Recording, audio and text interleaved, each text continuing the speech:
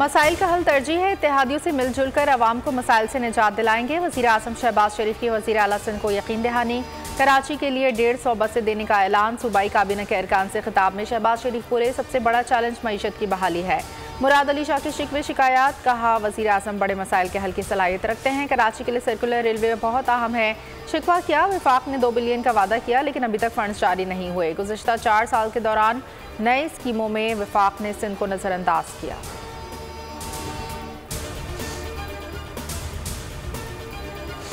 शहबाज शरीफ का वज़ारत उस्मा संभालने के बाद पहला दौरा कराची। गवर्नर वज़ीर आला के हमरा मज़ार क़ायद पर हाज़री। बरसग़ीर के मुसलमानों के अज़ीम लीडर को खिराज अक़ीदत। फूल चढ़ाए फातह खाने की। शहबाज शरीफ बज़रिया हेलीकॉप्टर मज़ार क़ायद पहुँचे। तलबा तलबात से मुल्क की तरक्की में किरदार अदा करने का हल्फ लिया। कहा नौजवान अहद करें, पाकिस्तान को हकीकी मायनों में क़ायद का पाकिस्तान बनाएंगे।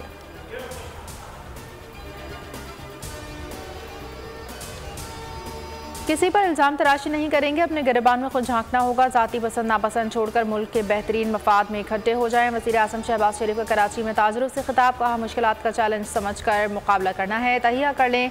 5 साल में बरामदात दुगनी करेंगे। ताजरों की भारत से मुताल्लुकात में बेहतरी, बानी PTI से बातचीत की तजवीज़।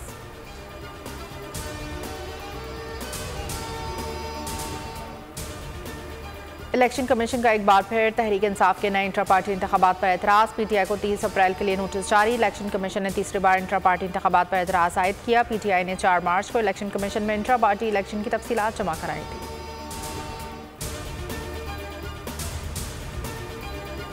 और वनडे क्रिकेट पर किंग बाबर की हुक्मरानी बरकरार। ICC रैंकिंग में पहला नंबर पर बराजमान। भारत के शुभमन गिल का दूसरा, विराट कोहली का तीसरा, रोहित शर्मा का चौथा नंबर।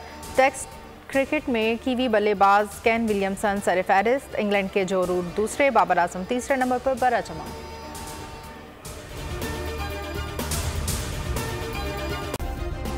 सब्सक्राइब करें और बेल दबाएं ताकि कोई खबर रह न जाए।